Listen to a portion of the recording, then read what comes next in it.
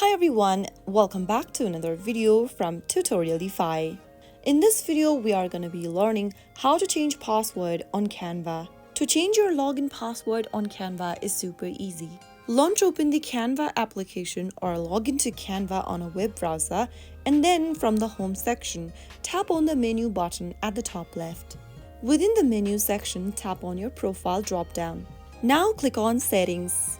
Under Settings, tap on Login and Security. Click the Update button right under Password. Now enter your current password to confirm that it is you who's making the changes. After entering your current password, click on Confirm Password. On the next page, it'll ask you to enter the new password you want to change to. Type in the new password in the Enter Password text box using 8 or more characters with a mix of letters, numbers, and symbols to make it a strong one. On the next field, type in your password once again to confirm. Finally, click on Save. You have now successfully changed your password. Next time while logging in, you will need to enter the newly updated password and tap on Login. So that is it.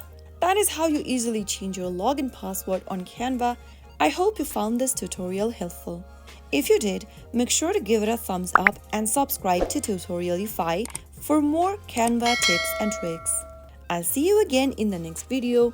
Thank you for watching.